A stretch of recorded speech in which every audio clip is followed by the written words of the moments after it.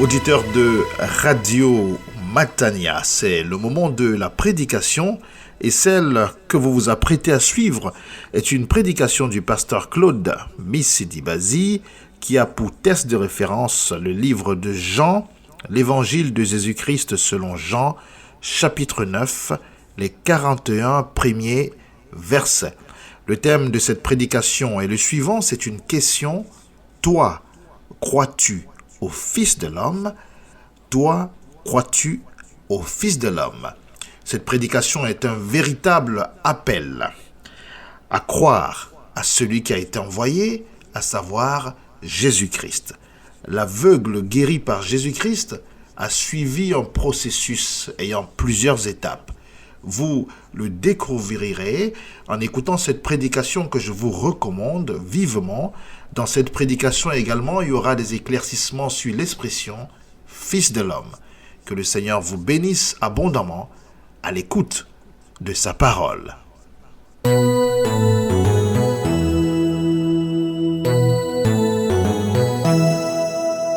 Dieu notre Père, sois loué et sois adoré pour ta présence au milieu de nous, pour le don de l'Esprit Saint, pour ta parole et pour la victoire de la croix sur la mort. Gloire et louange à toi pour ce que tu vas opérer ce matin encore, car nous avons conscience en toi et nous croyons que l'Esprit Saint est à l'œuvre, afin de te glorifier, de te révéler, de nous parler, d'illuminer les yeux de notre cœur. Seigneur, donne gloire à ton nom et tu le feras pour ta seule gloire. Au nom de Jésus-Christ, Amen. Je vous invite à ouvrir vos Bibles. Nous allons faire la lecture. C'est un long chapitre, le chapitre 9 de l'Évangile selon Jean. Dimanche passé, nous avons vu les 7 premiers versets. Nous allons donc poursuivre notre méditation sur le Seigneur qui est la lumière du monde. Je vous invite à lire donc ensemble, et on y reviendra constamment, d'abord les 7 premiers versets, et ensuite les versets 35 à 41. Évangile selon Jean, chapitre 9, versets 1 à 7 et versets 35 à 41, accueillant la parole de Dieu. Jésus vit en passant un homme aveugle de naissance. Ses disciples lui posèrent cette question: Maître, qui a péché? Qui a péché, cet homme ou ses parents, pour qu'il soit né aveugle?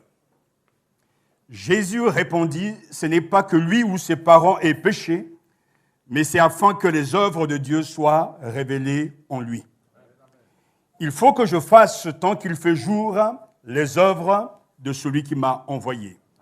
La nuit vient où personne ne peut travailler. Pendant que je suis dans le monde, je suis la lumière du monde. Après avoir dit cela, il cracha par terre et fit de la boue avec sa salive, puis il appliqua cette boue sur les yeux de l'aveugle et lui dit: Va te laver au bassin de Siloé, nom qui signifie envoyé. Il y alla donc, se lava et revint, voyant clair. Verset 35. Jésus apprit qu'il l'avait chassé. L'ayant rencontré, il lui dit: Crois-tu au Fils de Dieu? Il répondit: Mais et qui est-il, Seigneur, afin que je croie en lui? Tu l'as vu, lui dit Jésus, et celui qui te parle, c'est lui. Alors il dit: Je crois, Seigneur. Et il se prosterna devant lui. Puis Jésus dit: Je suis venu dans ce monde pour un jugement, pour que ceux qui ne voient pas voient, et pour que ceux qui voient deviennent aveugles. Quelques pharisiens qui étaient avec lui entendirent ces paroles lui dire: Nous aussi sommes-nous aveugles? Jésus leur répondit: Si vous étiez aveugles, vous n'auriez pas de péché. Mais en réalité, vous dites: Nous voyons. Ainsi donc, votre péché reste. Amen. Asseyez-vous. Nous avons vu que Jésus devait passer par là Et il y avait un homme aveugle de naissance.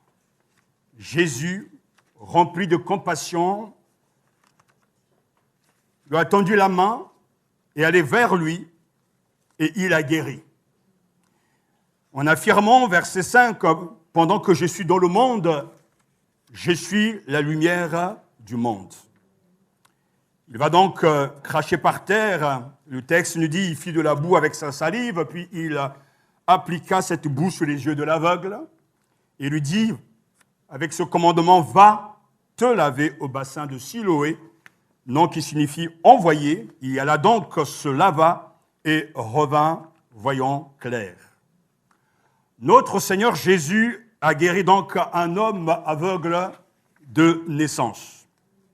Ce dernier a ensuite témoigné de l'identité de Jésus aux autorités juives. Et ce qui se passe, c'est que Jésus quitte la scène.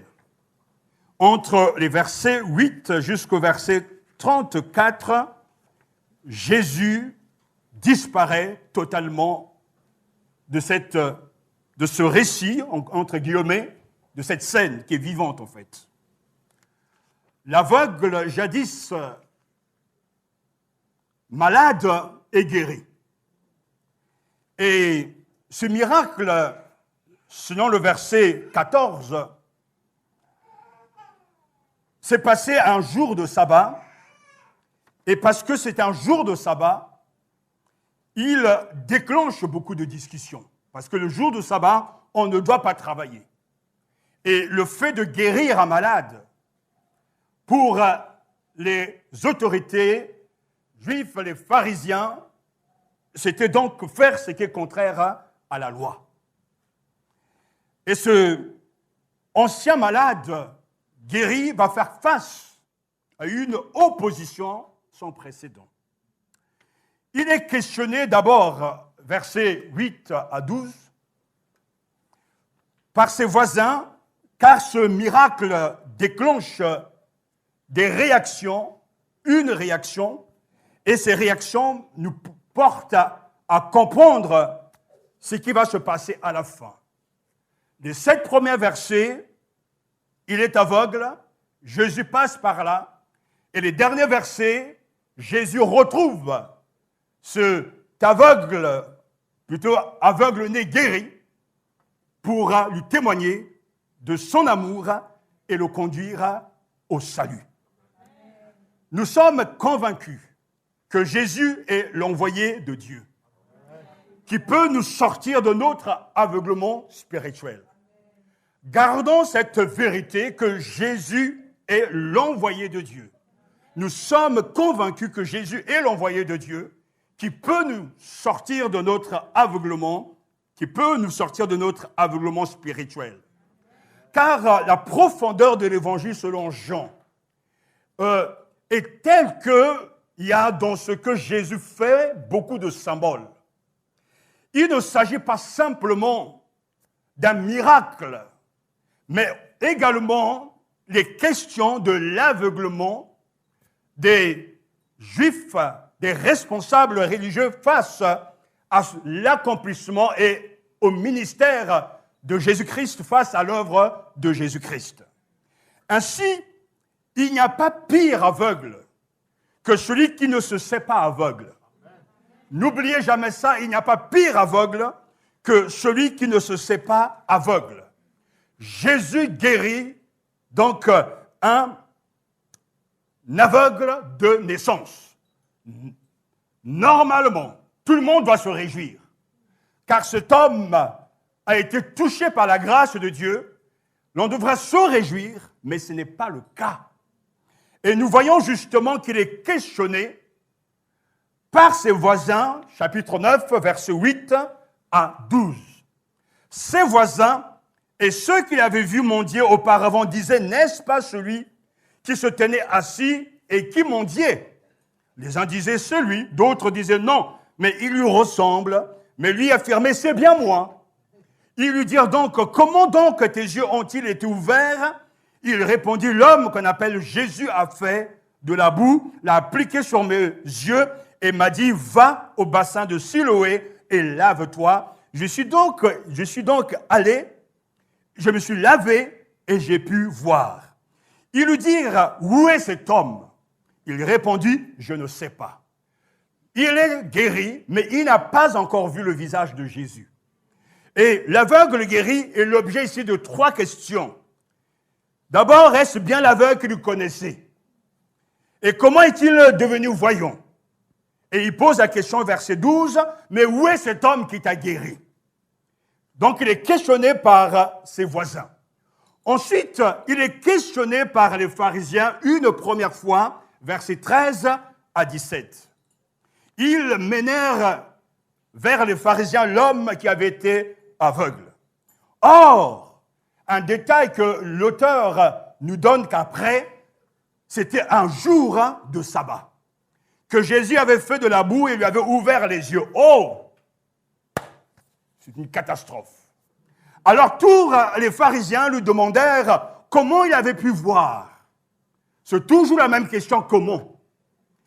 Il leur dit, il a appliqué de la boue sur mes yeux, je me suis lavé et je vois. Là-dessus, quelques-uns des pharisiens disaient, cet homme ne vient pas de Dieu, car il ne respecte pas le sabbat.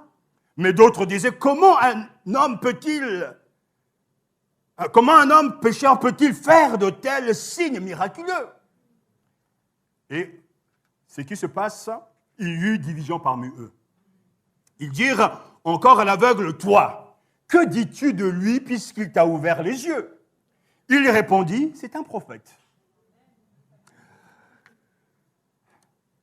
D'un côté, les pharisiens, il faut comprendre qu'au temps de Jésus, au 1er siècle, il y avait plusieurs, je dirais, écoles de pensée. Il y avait les Sadducéens, il y avait les pharisiens, et les pharisiens étaient les séparés, qui étaient très, très méticuleux par rapport à la parole de Dieu. Et Jésus même, entre guillemets, on pense que lui aimait beaucoup fréquenter les pharisiens, parce qu'ils étaient sérieux avec la Torah. Et c'est eux qui vont interroger donc ce ancien aveugle, toujours pour chercher à comprendre et à interroger sur qui est Jésus réellement. Comment un homme pécheur peut-il faire de tels signes miraculeux? Et au lieu de rassembler, ce miracle divise. Mais, alléluia, cet homme est très courageux. Il répond aux interrogations des uns et des autres, mais il n'a pas encore vu Jésus, alors qu'il est guéri physiquement. Et il commence par affirmer qu'un tel homme ne peut qu'être qu'un prophète, donc un envoyé de Dieu. Après, il est encore interrogé par il y a l'interrogation de ses parents. Verset 9, toujours chapitre 9 plutôt, verset 18 à 23. Les Juifs ne voulurent pas croire qu'il avait été aveugle et qu'il voyait désormais. Quand on ne veut pas croire, on ne peut pas croire. Lorsqu'on est totalement dans le délire, qu'on n'aime pas la vérité, on est mal. Quels que soient les faits, je ne crois pas. Et qu'il voyait désormais, avant d'avoir fait venir ses parents, ils les interrogèrent en disant, bon, est-ce bien votre fils que vous dites être né aveugle? Comment donc se fait-il qu'il voit maintenant? Mais non, mais franchement, les gars. Ses parents leur répondirent, nous savons que c'est bien notre fils et qu'il est né aveugle. Mais nous ne savons pas comment il se fait qu'il voit maintenant, ni qui lui a ouvert les yeux. Interrogez-le. Lui-même, il est assez grand pour parler de ce qui le concerne. Ses parents dirent cela parce qu'ils avaient peur des chefs juifs. En effet, ceux-ci avaient déjà décidé d'exclure de la synagogue celui qui reconnaîtrait Jésus comme le Messie. Voilà pourquoi ses parents dirent, il est assez grand, interrogez-le lui-même. C'est vrai qu'à partir de l'âge de 13 ans, On était considéré comme un homme, un adulte. Et lui, cet homme naît aveugle. Et là même, là, dans ces circonstances, oh, chers parents, ils abandonnent leur fils. Ils le lâchent parce qu'ils ont peur. Parce que la religion passe au-dessus de ce lien si fort, de l'amour de leur propre enfant. Ils ont peur d'être exclus de la synagogue. C'est vrai que c'est perdre son identité, perdre cette vie communautaire. Mais pourtant, la réalité est là. Il est né aveugle. Et maintenant, il voit. On s'est dit, cette fois-ci, on atteint le sommet de ce qui est inexplicable. Maintenant, le récit se poursuit. Une seconde fois, les autorités vont questionner encore cet homme. Versets 24 à 34. Les pharisiens appelèrent une seconde fois l'homme qui avait été aveugle, lui dire « Rends gloire à Dieu », comme s'il n'avait pas fait avant. Nous savons, j'insiste sur ce mot, nous savons que cet homme est un pécheur. Ben, dis donc, un bon pécheur comme ça, j'en veux. S'il vient pour guérir, je veux de ce pécheur. Il lui répondit, et cet homme, qui n'a pas encore vu Jésus, qui n'a pas vu le visage de Jésus, mais qui a été guéri parce qu'il a obéi à une parole de Jésus, qui défend Jésus. Il répondait, mais s'il est un pécheur, je n'en sais rien. Mais je sais une chose, c'est que j'étais aveugle et maintenant je vois. Il lui dit de nouveau, mais que t'a-t-il fait encore? Comment t'a-t-il ouvert les yeux? Mais j'y ai déjà répondu. Ça, c'est moi qui rajoute, bien sûr. Il leur répondit, je vous l'ai déjà dit et vous n'avez pas écouté. Mais si, ils ont écouté, mais ils ne veulent pas croire. Pourquoi voulez-vous l'entendre encore? Voulez-vous aussi devenir ses disciples? Ça, c'est l'ironie johannique, l'ironie, c'est le sarcasme. C'est lui qui fait la leçon au chef religieux. Il insultait et dit, c'est toi qui es son disciple. Nous sommes disciples de Moïse. Ah ben, dis donc. Nous savons que Dieu a parlé à Moïse. J'ai l'impression de les entendre. Vous savez, on est des anciens. Mais celui-ci, nous ne savons pas d'où il vient. D'où il est. Cet homme leur répondit, voilà qui est étonnant. Vous ne savez pas d'où il est? Et pourtant, il m'a ouvert les yeux. Et lui-même reprend les mêmes mots. Nous savons que Dieu n'exauce pas les pécheurs. Mais qu'en revanche, si quelqu'un l'honneur et fait sa volonté, il exauce. Jamais on n'a entendu dire que quelqu'un ait ouvert les yeux d'un aveugle-né. Si cet homme ne venait pas de Dieu, il ne pourrait rien faire. Ils lui répondirent, tu es né tout entier dans le péché et tu nous enseignes. Mais oui. C'est fort ça quand même. Et ils le chassèrent. Ah là là. Désormais, l'aveugle est entré dans la solitude, armé de son courage et de sa lucidité pour affronter ses juges. Et nous avons ici deux camps. Il y a ceux qui sont dans la théorie, nous savons. Et lui qui est dans la réalité de l'œuvre de Dieu, nous savons aussi. Et nous avons aussi une leçon de bon sens. Écoutez encore comment il argumente. Il n'a même pas vu Jésus, mais il le défend. Il est encore dans la lumière je dirais, dans l'Ancien Testament, dans la Torah, dans la compréhension de ce qui est ancien. Mais il argumente, parce qu'en fait, comme on le dit souvent, les faits sont têtus.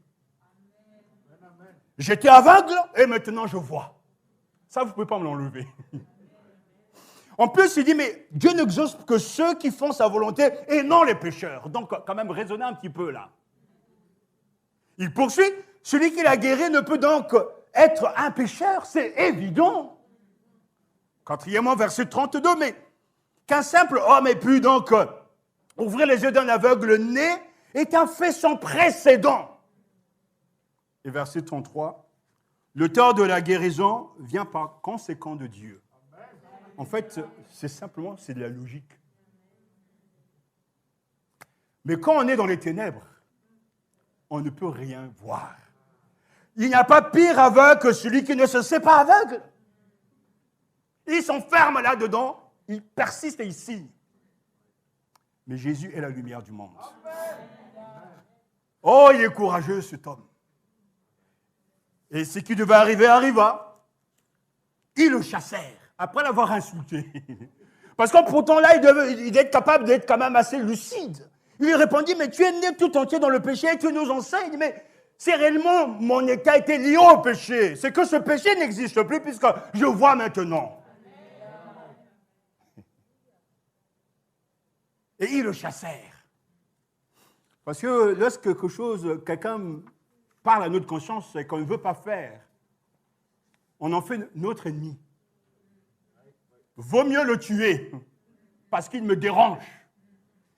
Et au lieu d'être content, et on aurait pu imaginer dans la synagogue, tout le monde devait chanter. Mais non, ça ne passe pas. Jésus divise. L'œuvre de Dieu divise. Il y a deux camps parce qu'ils sont aveugles. Et on arrive donc au verset 35 à 38. Jésus apprit qu'il avait chassé. L'ayant rencontré, il lui dit, crois-tu au Fils de Dieu, au Fils de l'homme? Il lui répondit, et qui est-il, Seigneur, afin que je croie en lui? Tu l'as vu, lui dit Jésus, et celui qui te parle, c'est lui. Alors il dit, je crois, Seigneur. Merveilleux Sauveur. Donc, du verset 8 jusqu'au verset 34, Jésus quitte la scène. Mais il réapparaît parce qu'il a appris, non pas par une révélation, mais le Fils de l'homme a appris qu'on a chassé cet homme. Et comme au verset 1 à 7, il va rencontrer celui qui a été chassé et qui a su le défendre face aux responsables religieux. Jésus a appris qu'il avait chassé, l'ayant rencontré, lui dit, crois-tu au Fils de l'homme? Merveilleux Sauveur. Amen. Jésus revient accueillir l'homme expulsé.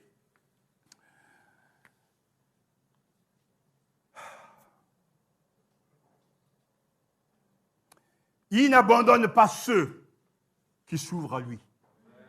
Au contraire, il les trouve. Son attitude est l'inverse de celle des autorités religieuses parce qu'eux, ils l'ont chassé. Mais Jésus le rejoint. Il témoigne, il porte de l'affection. Il est solidaire, il accompagne, car Jésus est venu pour lui. Il est le témoin de l'œuvre de Dieu. Le témoin que la puissance du règne de Dieu a fait irruption dans le monde.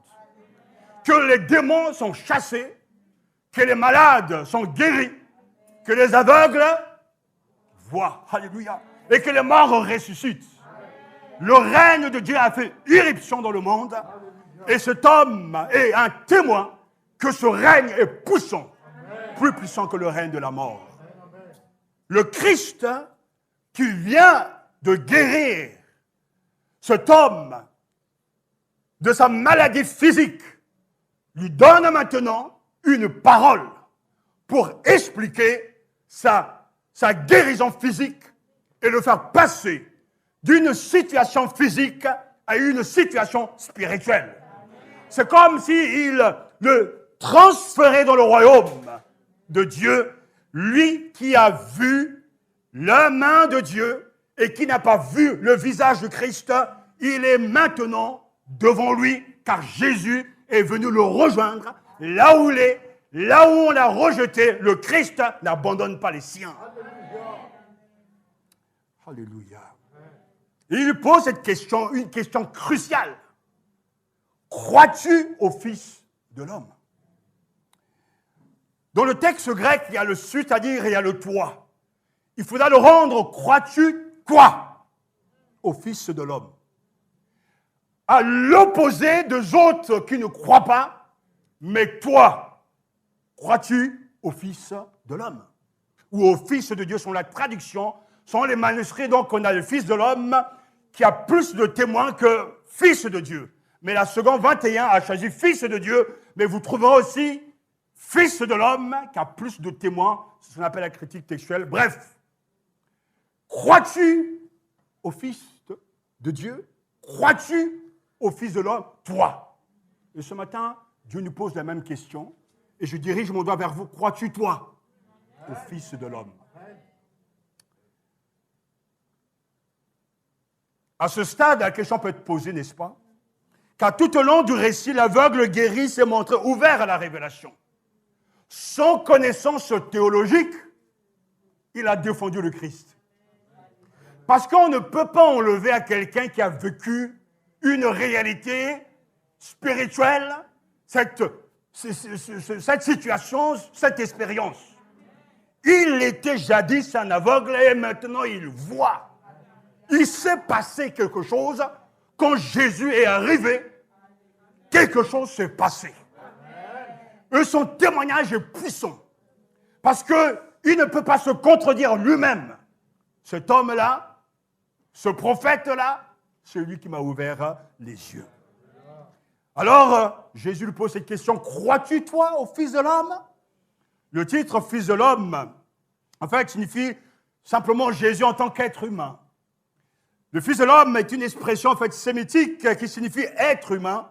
Si Jésus n'a qu'une apparence d'homme, s'il n'est pas véritablement et pleinement humain, alors nous n'avons qu'une apparence de salut.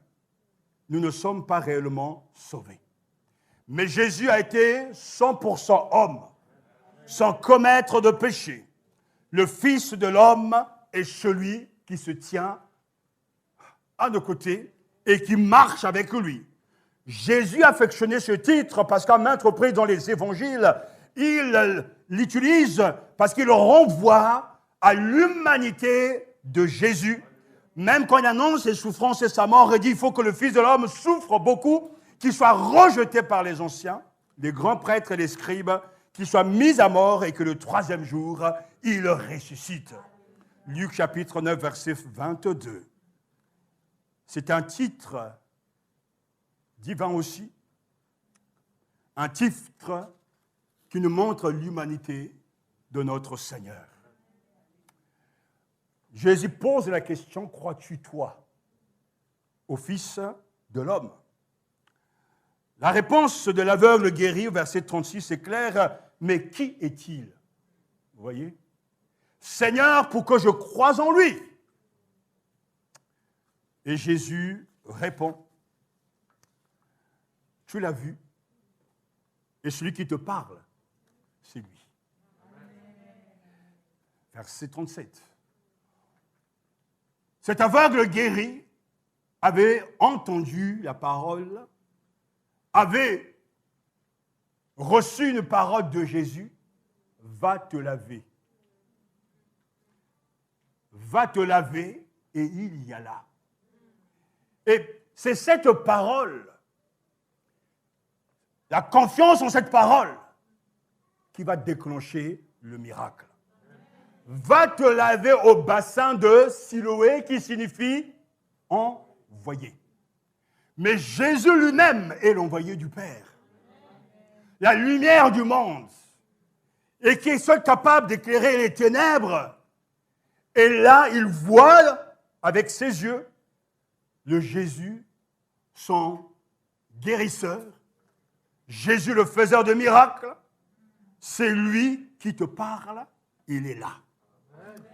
J'attire votre attention sur le fait que le bon pasteur daigne se révéler complètement à cette chère brebis. Tu l'as vu. Tu l'as vu. Le verbe parfait peut être rendu par le présent de l'action accomplie. C'est-à-dire, tu l'as déjà vu dès l'instant où j'étais joint. Et tu le vois encore. Mais en réalité, il n'avait pas vu avant, mais Jésus était là au début.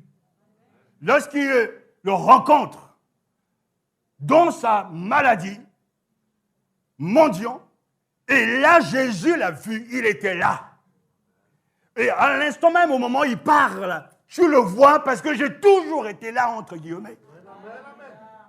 J'avais, en quelque sorte, j'étais parti, mais je n'étais pas parti. Je suis toujours là. Tu l'as vu, et celui qui te parle, mais c'est lui. Oh, alléluia. Alors, en entendant ces paroles, nous avons là une des plus belles confessions de foi. Tu l'as dit, verset 38, il répondit, je crois Seigneur, et il se prosterna devant lui. La confession de foi de l'aveugle guéri par la parole, je crois Seigneur, et par ce geste, il se prosterna. Il y a quelque chose de très intéressant, de très fort ici. Il répondit, je crois Seigneur, et se prosterna et l'adora. Et l'adora, mais la connaissance précède l'adoration. L'adoration suit spontanément la connaissance. C'est là où on se rend compte, c'est toujours des critères. Satan, m'écoutant, va dire, mais j'arrête pas de les juger. Je ne vous juge pas, mais je vous explique que celui qui a rencontré le Christ, celui qui a vécu une expérience spirituelle sans précédent, deviendra automatiquement un adorateur. Non pas un adorateur pour adorer des faux dieux, mais il va adorer son maître, son Seigneur. Et on le voit bien que l'adoration suit spontanément la connaissance. Il a su que Jésus est le Seigneur. Et il se prosterna. Il n'a pas discuté. Il n'a pas refusé de croire comme les responsables religieux, mais il a cru en ce que Jésus lui a dit et il s'est prosterné. C'est triste de voir dans nos églises des gens qui ne savent plus se prosterner. Même pendant le temps de louange, parce que tout à l'heure, il y a beaucoup de gens qui sont assis, fatigués peut-être de rester debout, et pourtant ils sont jeunes. Moi, je suis assez, j'ai un certain âge, mais je suis toujours debout, du début jusqu'à la fin. Mais eux qui sont plus jeunes que moi, ils sont assis là, fatigués d'une fatigue incompréhensible, sans doute spirituelle. Mais ils n'arrivent pas à se lever quand il s'agit par contre de choses bêtes, excusez-moi le mot, de choses terre à terre, ils savent se lever. Apprenez à respecter Dieu dans sa présence. Peut-être que vous êtes malade, vous souffrez, vous êtes âgé, bien sûr, restez assis et que vos cœurs chantent. Mais les autres, levez-vous et chantez le louange de Dieu. J'ai été saisi la dernière fois, un frère nous a visité, je crois que c'était un ami de notre frère Tino, je crois, qui était là pendant le temps de louange, j'étais carrément là, allongé en train d'adorer, à genoux par terre. Et ça m'a touché, parce que le geste même est important. Cet homme s'est prosterné en signe de respect, d'hommage, parce que Jésus est Seigneur. Et quand Jésus est Seigneur, on se prosterne, on se met à genoux, et on chante ses louanges. Et je crois, c'est pour ça que je l'affirme, oui, celui qui n'a pas rencontré le Christ vivant, la lumière du monde, ne peut jamais s'agenouiller. Ne peut jamais jubiler pendant la louange, l'adoration, parce qu'il n'a rien à dire. Il n'a rien vécu. Je sais une chose, j'étais aveugle, mais maintenant je vois. Mais ça, je ne peux pas faire. Je ne peux que le dire. Je suis habité par la grâce de Dieu. Je vois maintenant. Ce qui jadis n'existait pas existe maintenant. Comme Jésus aujourd'hui, il sauve réellement. J'étais aveugle, lié au péché, dans le mensonge. Mais Christ est venu vers moi, il m'a rencontré. Et il a pénétré mes ténèbres et je vois maintenant. Oh, merveilleux Sauveur. Il se prosterna et l'adora. Il reconnaît en fait que Jésus est le vrai, le Messie, l'envoyé du Père. Mais ça ne vous choque pas, frères et sœurs, de savoir que cet homme malade, guéri, se opposait aux responsables religieux, eux qui sont censés savoir, mais qui sont enfermés dans leur orgueil, dans leur mépris. dans le manque même d'une mauvaise interprétation de la Torah, car l'Ancien Testament annonce la venue du libérateur, mais ils ne l'ont pas reconnu. Comme Jean chapitre 1 nous le dit, la lumière est venue dans le monde, mais les ténèbres l'ont refusé. Il est allé vers les siens, et les siens ne l'ont pas reçu. Mais à tous ceux qui l'ont reçu, il a donné le pouvoir de devenir enfants de Dieu. Et ceux-là ne sont pas nés de la chair, mais de l'esprit. Et c'est ce qui se passe ici. La venue de Jésus divise. Ceux qui ne sont pas humbles sont rejetés. Mais ceux qui sont humbles le trouvent. Parce qu'ils se laissent trouver. Alléluia. Et Jésus dira, verset 39 à 41, puis Jésus le dit, je suis venu dans ce monde pour un jugement. Pour que ceux qui ne voient pas voient, et pour que ceux qui voient deviennent aveugles. Quelques pharisiens, encore eux, qui étaient avec lui, entendirent ces paroles et lui dire, nous aussi, sommes-nous aveugles? C'est bien qu'ils aient posé cette question à Jésus. Jésus leur répondit, si vous étiez aveugles, vous n'auriez pas de péché. Mais en réalité, vous dites, nous voyons. Ainsi donc, votre péché demeure ou reste. En fait, Jésus, des fois, il est assez marrant quand même. Il ne répond pas directement, mais il dit clairement, si vous étiez aveugle, vous ne serez pas des pécheurs. Mais comme moi, la lumière du monde, je suis venu dans le monde, et que vous n'allez pas croire en moi, vous êtes déjà jugé, ce que votre péché demeure. Parce que vous n'avez pas cru en celui que Dieu a envoyé. Parce que Jésus est celui que le Père a envoyé, le révélateur, la lumière du monde. Et là, il faut l'accepter ce matin. Jésus sépare. Jésus divise. Le texte nous dit, c'est lui-même qui le dit. Jean chapitre 3, verset 16 et 17 nous dit, car Dieu a tant aimé le monde. Mais ici, Jésus parle, je suis venu dans le monde. Le chapitre 3, verset 16, il est question, Dieu a tant aimé le monde qu'il a donné son Fils unique, afin que quiconque croit en lui ne périsse point, mais qu'il ait la vie éternelle. Jésus lui-même affirme ici, je suis venu dans ce monde. Non pas pour faire des câlins à tout le monde, mais pour un jugement. Il dit, amen, ça c'est pas facile. Mais je croyais que ce Jésus-là était sympathique. Mais lui, il est bien gentil, il est doux et humble de cœur. Mais là, d'un côté, l'amour pour l'humanité, et de l'autre côté, ce Jésus qui est là. Mais on ne tient pas compte de lui. On n'écoute pas sa parole. Alors le jugement prend place. Le jugement prend place parce que c'est pour cela que ce matin, cette question est capitale. Crois-tu, toi, au Fils de l'homme? Oui, Seigneur, oui, pasteur, j'ai grandi dans une famille chrétienne, je vais tous les dimanches à l'église, j'ai chanté à la chorale, au groupe, j'y étais, mais je te pose la question, crois-tu au Fils de l'homme? Toi. Je ne parle pas de tes parents. Et je ne te demande pas non plus l'historique de ta vie.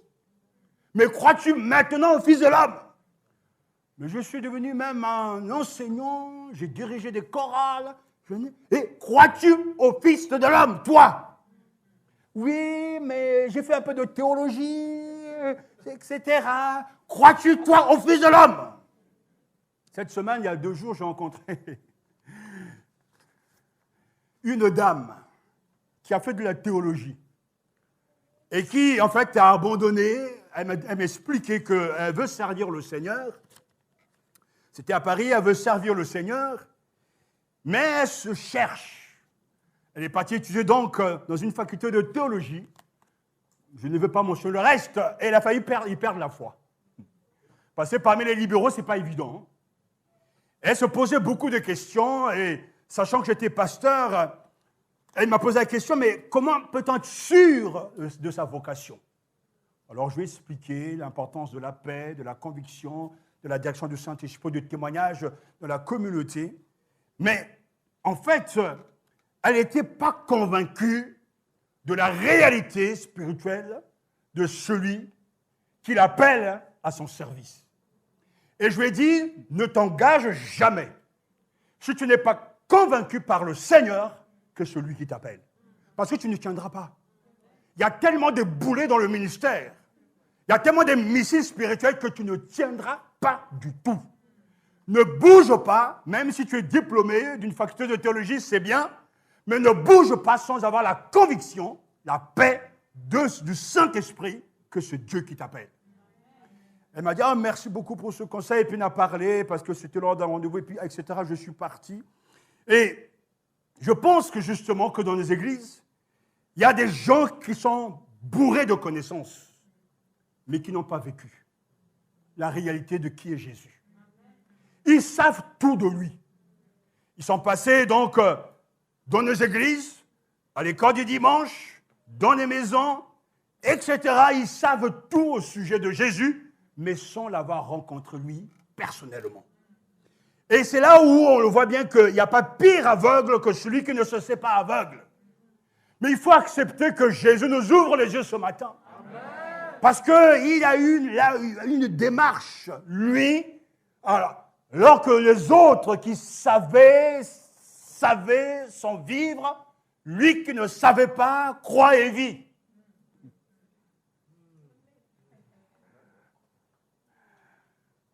Et Jésus dit avec cette parole, ainsi celui qui voit et celui qui accepte le salut offert par Dieu est révélé en Jésus, lumière du monde, celui qui est aveugle et celui qui se ferme à l'action de Dieu et de son envoyé. La question qui se pose est la même. Ce n'est pas comment Jésus a guéri ce malade, mais la question qui se pose, et toi, crois-tu au Fils de l'homme? Crois-tu au Fils de l'homme? Ce qui est intéressant, en allant vers la fin, il n'y a pas pire aveugle que celui qui ne se sait pas aveugle. Cette guérison me pousse à me poser la question de mes propres aveuglements. De quelle cécité ai-je besoin d'être guéri? Amen.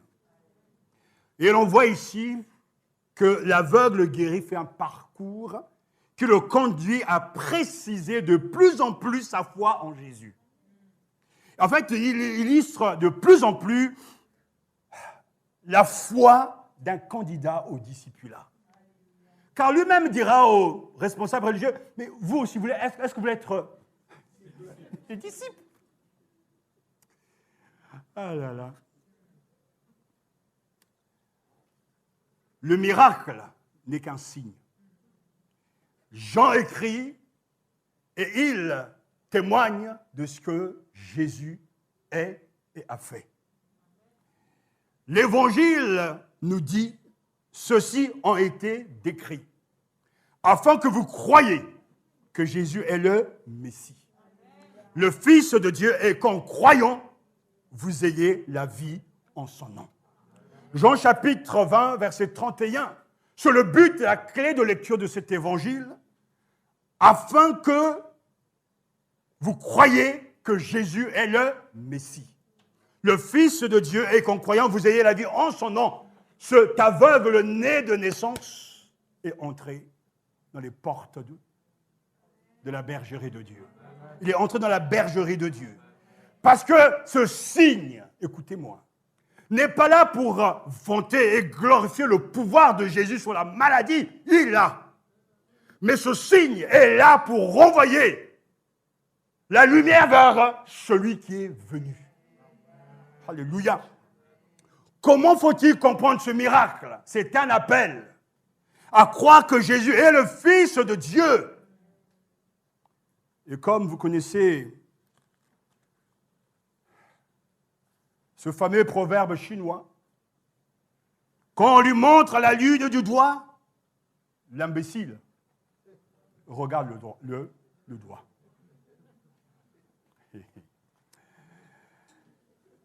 Ainsi en est-il des miracles. Il ne s'agit pas de s'arrêter au merveilleux, mais d'être attentif à ce qui est ainsi désigné. Le miracle renvoie, pointe. Jésus l'envoyé de Dieu, c'est lui l'homme de Galilée.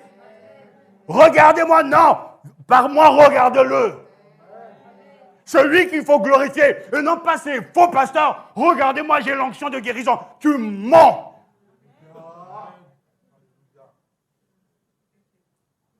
C'est ce que justement dit ce proverbe, c'est l'imbécile qui regarde le doigt.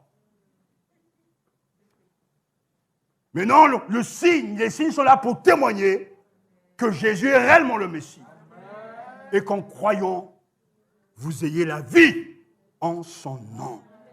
Oh, merveilleux Sauveur, ce miracle donc nous apprend que Jésus l'a envoyé, le révélateur du Père. Mais concluons avec la démarche de cet homme.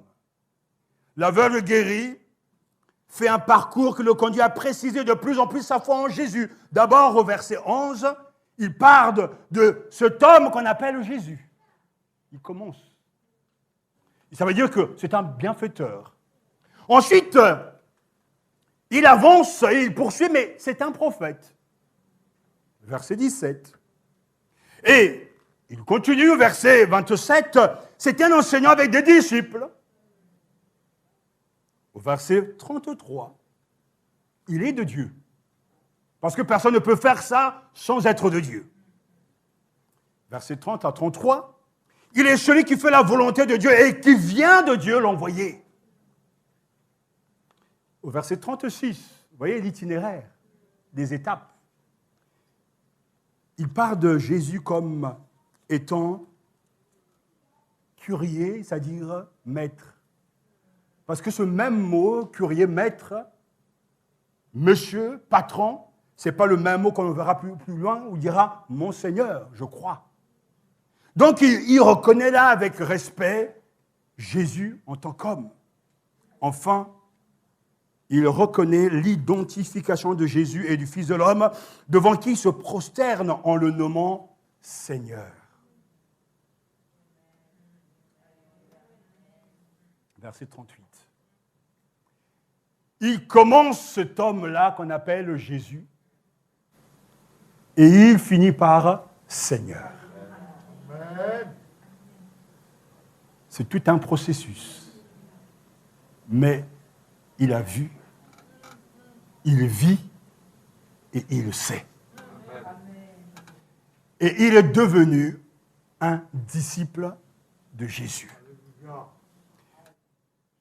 Alors que même les disciples de Jésus, ils sont restés au même stade, verset 2, quand ils posent la question « Rabbi, qui a péché, cet homme ou ses parents pour qu'il soit né aveugle ?»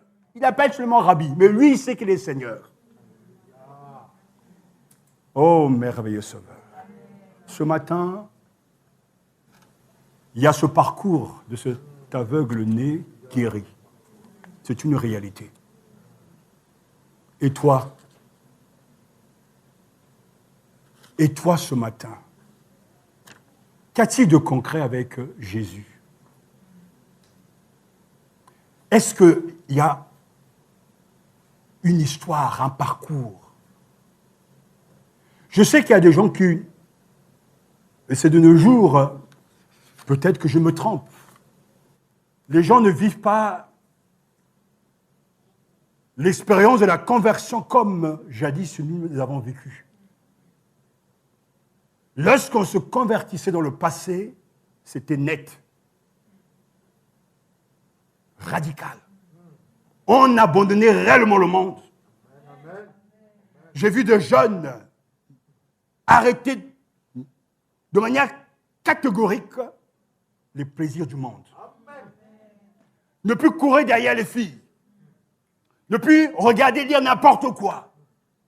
Ils ont quitté les boîtes de nuit.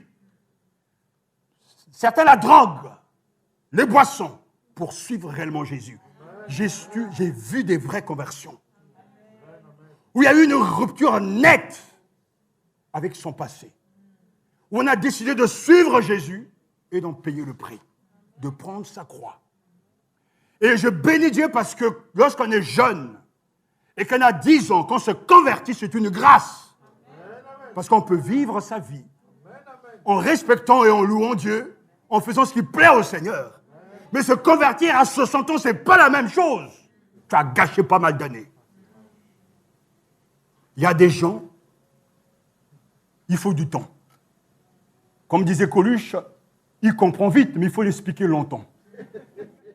C'est-à-dire qu'il faut revenir sur les mêmes choses, mais il n'a pas compris. Il y a des gens qui sont nés dans des familles chrétiennes, qui grandissent dans nos assemblées, mais qui ne connaissent pas du tout le révélateur Jésus-Christ. Ils ont beaucoup de théories. Ils sont profondément religieux, mais ils n'ont jamais su répondre à la question, et toi, crois-tu au Fils de l'homme? Mais je bénis Dieu parce que certains, c'est à l'aube de quitter ce monde qu'ils arrivent à confesser leurs péchés et à donner leur vie au Seigneur. Mais quel gâchis! Il y avait les disciples, il y avait les responsables religieux, il y avait un aveugle né de naissance, rejeté, un mendiant. Mais celui qui va témoigner qu'il est réellement le Messie Jésus, le Seigneur. Quelle grâce! Ce matin, reste cette question. Crois-tu au Fils de l'homme? Ne me dis pas oui, pasteur, je crois. Non, ce n'est pas ça qui m'intéresse. Crois-tu au Fils de l'homme? La réponse te sera donnée dans ton attitude. Dans ton attitude. Parce qu'il y a les mots. Quand vous grandissez dans la maison de Dieu, vous entendez, mais ouais, je dis, tant que je n'ai pas vu, je ne croirai pas. Souvent, j'ai dit à mon épouse, il y a quelques années, attention, dans l'œuvre de Dieu, il y a plein de gens qui ont le verbe facile. Ils ont du sucre. Ah, pasteur, Le je, ne l'écoute jamais. Je vais suivre Jésus. Regarde les actes. Quelqu'un qui a rencontré Jésus, il le suit, en dehors de cette assemblée. Celui qui a rencontré Jésus respecte Jésus là où il travaille, là où il vit. Celui qui a rencontré réellement Jésus aime la maison de Dieu, aime lire la Bible, fuit le péché, recherche la sanctification sur laquelle personne ne verra le Seigneur, préserve son cœur de tout ce qui est impur. Il se bat contre le péché. Et quand il tombe dans le péché, il se relève. Il demande pardon. Et il continue sa marche. Crois-tu au Fils de l'homme? Crois-tu au Fils de l'homme? Prenons un moment pour penser à ces choses. Nous sommes devant le Seigneur qui a su voir cet aveugle de naissance et qui l'a sauvé. Gloire donner de voir la vraie lumière. Tu es jeune et tu t'en fiches de ces choses. Prends garde.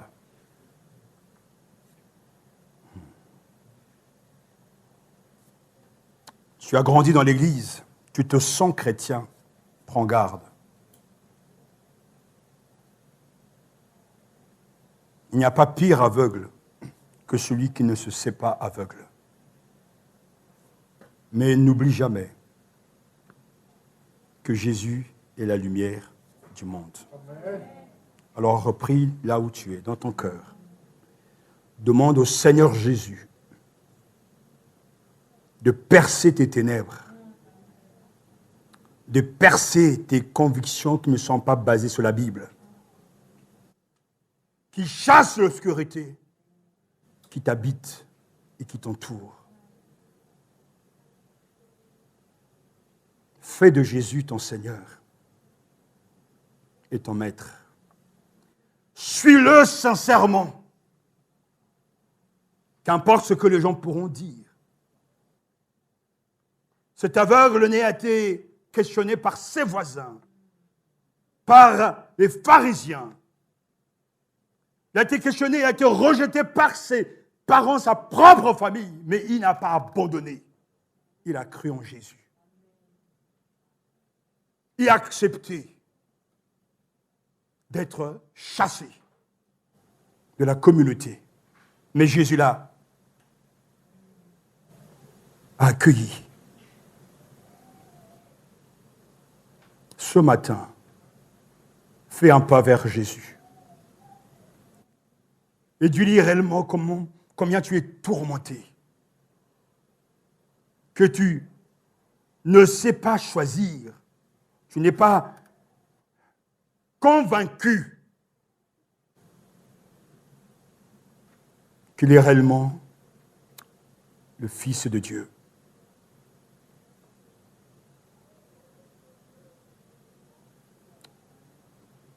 Oh Seigneur. Tel que je suis sans rien à moi, sinon ton sang versé pour moi, et ta voix qui m'appelle à toi, agneau de Dieu, je viens, je viens, tel que je suis, viens à Sion. en proie au doute. En proie au doute, à chaque instant, Ta voix. luttons devant un tour dedans, agneau de Dieu, je viens. Levons-nous pour chanter ce cantique. Avec ces paroles, viens à Jésus ce matin.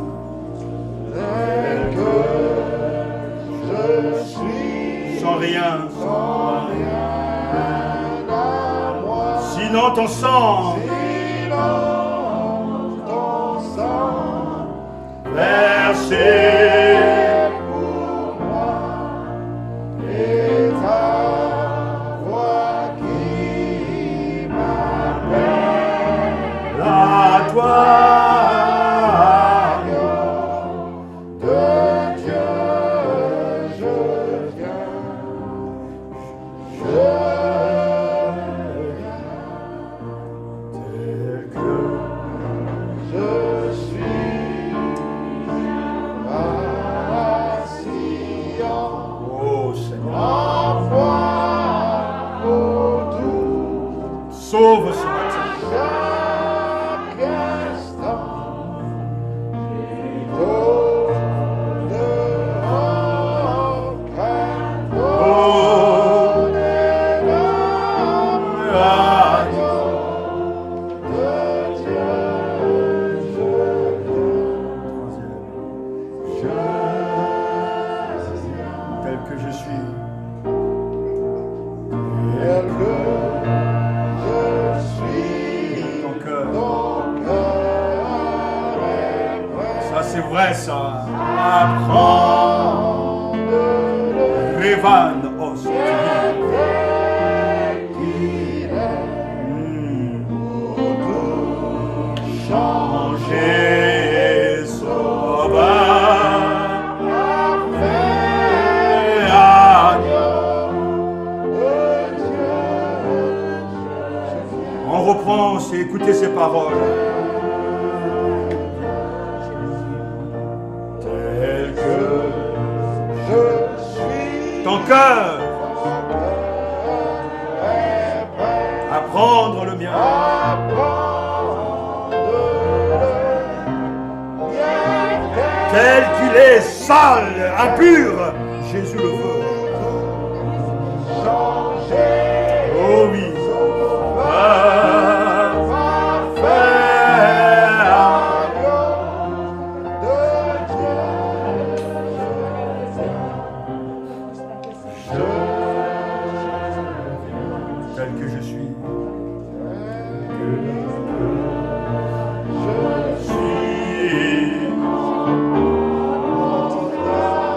À tout pardonner, merveilleux Sauveur, descends. Je veux être à toi, ce jour, agneau de Dieu, je viens, Tel que je suis, tel que je suis, en amour, à tout pardon, descends tout. Je veux être à toi et ce jour, agneau de Dieu, je viens. nous fermons les yeux pendant que le musicien joue. Entends cette question que Jésus pose. Crois-tu au Fils de l'homme?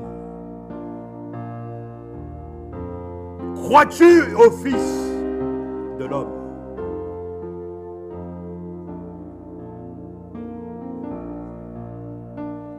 Toi qui es ici, toi qui es là-bas, toi qui viendras, crois-tu au Fils de l'homme? Qui sait, Seigneur? C'est Jésus, présent à tes côtés. Il te connaît et il te voit, prêt à te changer si tu te tournes vers lui, prêt à renouveler ta vie si tu t'abandonnes à lui. Il peut et il veut, car il est le Fils de Dieu, le bon pasteur qui donne sa vie pour ses brebis. Ce matin, dis Seigneur, je veux croire. Je veux recevoir le don de la foi. Je veux te recevoir dans ma vie.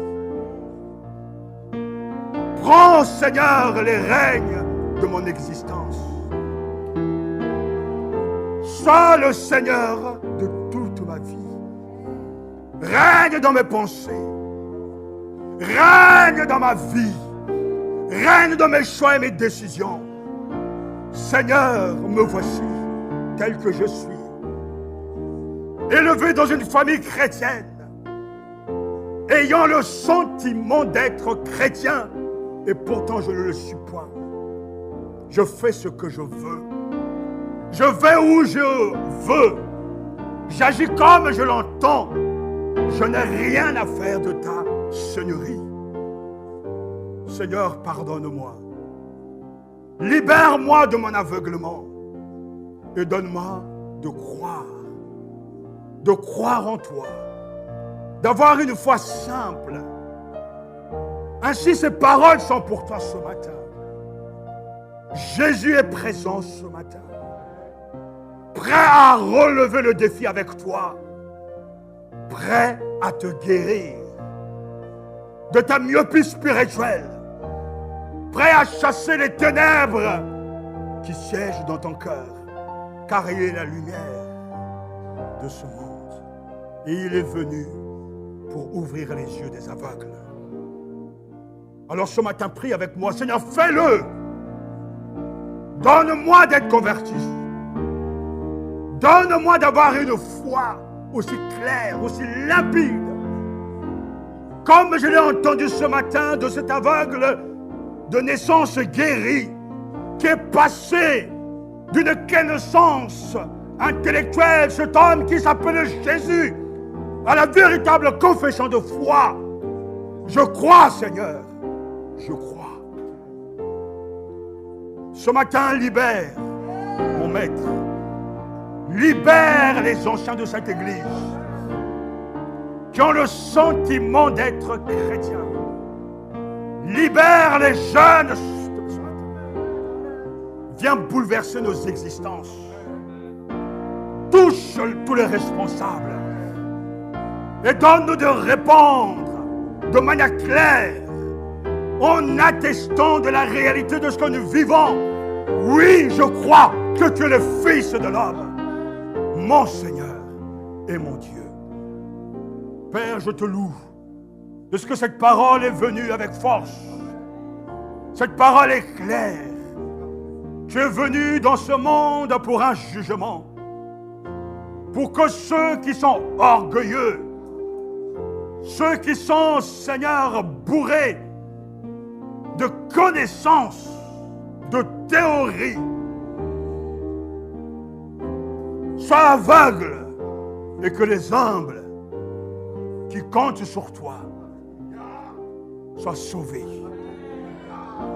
Nous te bénissons car tu es venu dans ce monde parce que tu as aimé le monde. Nous te louons ce matin, Seigneur, car tu es venu dans ce monde pour un jugement. Et ce matin, il y a donc deux camps au milieu de nous. Ceux qui sont avec toi, qui t'ont accepté, et ceux qui sont tête dans leur folie, dans leur mépris à ton égard. Je te loue parce que telle est ta volonté. L'évangile est cette puissance qui divise. Dans la même maison, l'un sera pris et l'autre laissé. Oh Seigneur, telle est ta vérité. Je te loue, Père, de ce que tu es encore vivant aujourd'hui, ressuscité d'entre les morts, et que tu marches dans ce pays de France, et que tu passes de ville en ville pour chercher la brebis égarée, car la terre t'appartient, et c'est toi qui es le grand missionnaire. Seigneur, ce matin, je te loue de ce qu'au milieu de nous, tu as sauvé. Je te fais confiance, Seigneur, que l'évangile même demain sera écouté, et ceux qui l'écouteront seront sauvés, comme tu l'as voulu. Je te fais confiance. Ô Seigneur, que ton nom soit glorifié. Non pas à moi, non pas à nous donne gloire, mais à ton nom seul. Le miracle que tu fais est un signe que le royaume de Dieu est venu parmi nous. Tu sauves, tu guéris, tu délivres. Oui, l'ennemi a été écrasé. Sous le bois du calvaire, l'agneau a vaincu les forces du mal. Alléluia.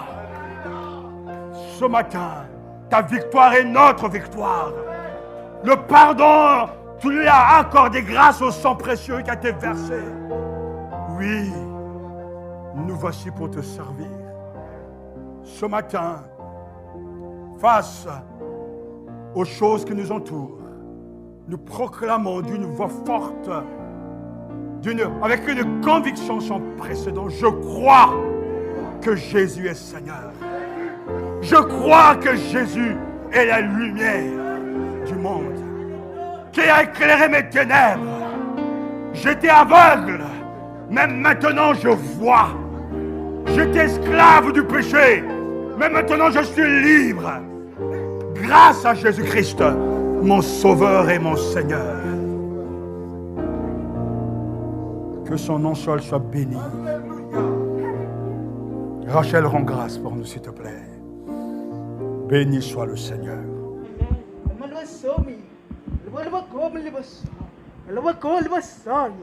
À toi la gloire, Jésus. À toi la louange, Jésus. C'est vrai, Seigneur. Tu es le libérateur des captifs, celui qui sauve. Et lorsque tu sauves parfaitement. Et ce matin, Seigneur, nous te bénissons pour ta parole, source de délivrance, source de vie, source de libération. Alléluia. À toi la gloire ce matin, Jésus, car tu es encore sauvé ce matin. À toi la gloire, Jésus, car tu as encore touché quelqu'un.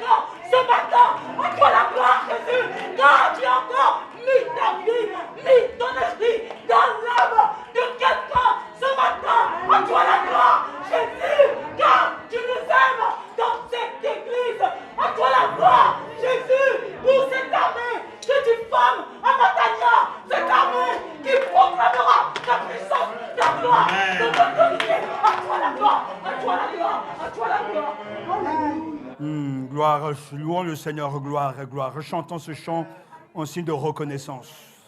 Et ayez la foi. Ayez la foi. Alléluia. Alléluia. Alléluia. Tu es vivant, Jésus. Tu es vivant, Jésus. Tu es là. Tu es parmi nous. Alléluia. Gloire, gloire.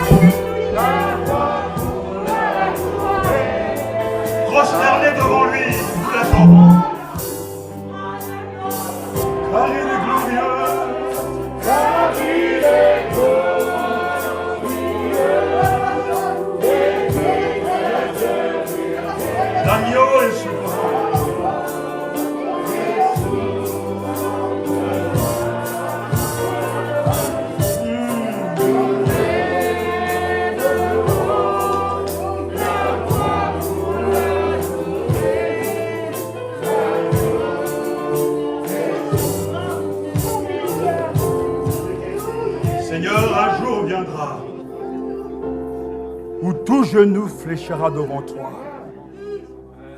Et toute langue confessera que Jésus-Christ est Seigneur. Nous voici à genoux devant toi, prosternés, en signe de témoignage, car nous l'avons reconnu et confessé que tu es le Seigneur.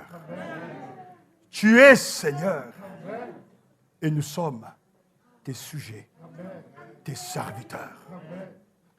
Seigneur, que veux-tu que je fasse? Nous voici pour te servir. Dans ce temps de la fin, fais de nous des missionnaires.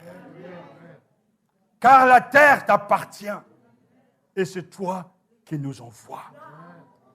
Tout pouvoir t'a été donné au ciel comme sur la terre. Donc, allez et faites de toutes les nations mes disciples. Dans le passé, tu as agi en Palestine et cet aveugle né guéri est un signe que tu es toujours à l'œuvre. Ce matin, tu as agi et nous sommes devenus tes témoins.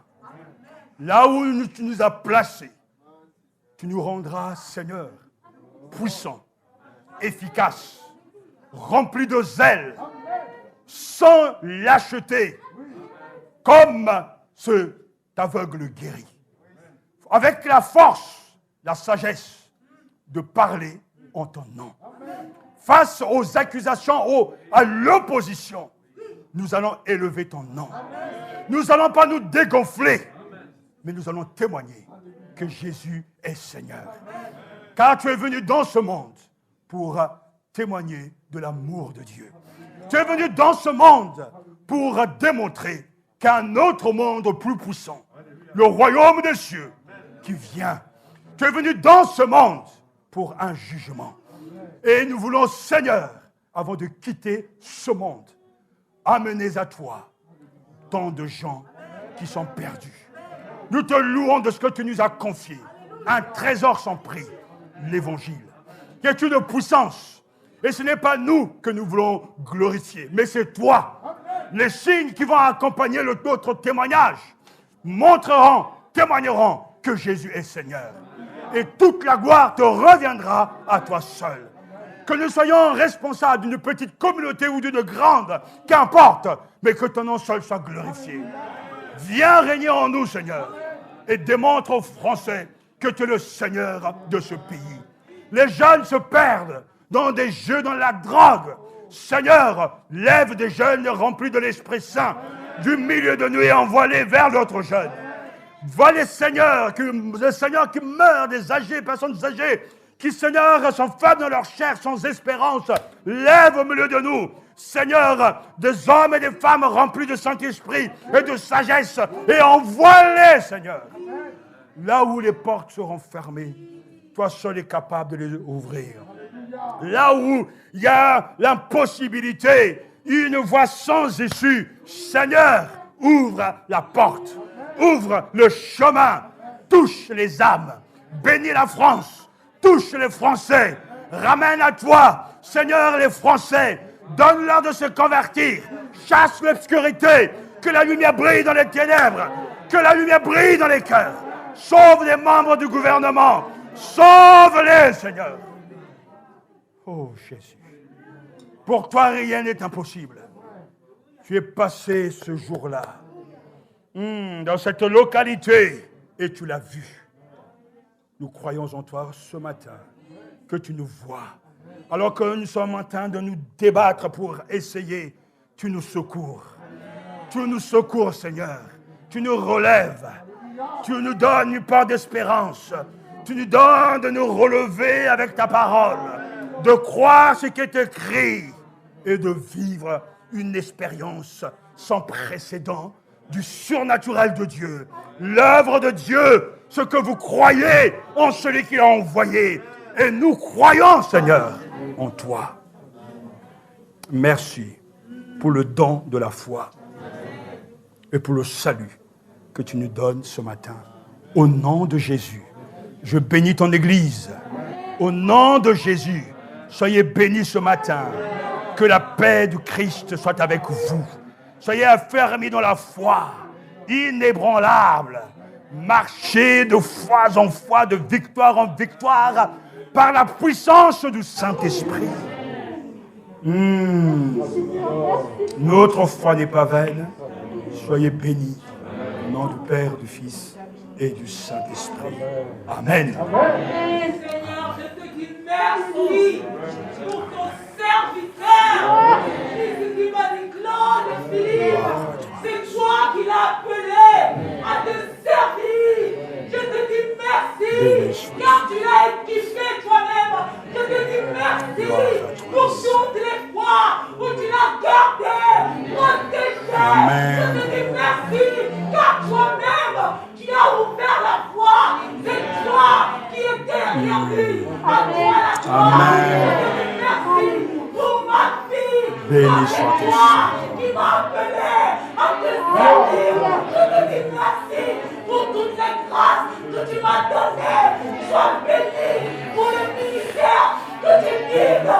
Toi-même, je proclame ta seigneurie de la vie de mon époux, de mes enfants, de ma vie. Je proclame ta victoire sur ma Amen, famille. amen. Je proclame ta victoire sur ma famille.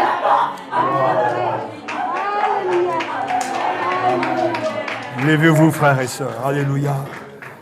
Béni soit le Seigneur. Mère réveilleuse sauveur.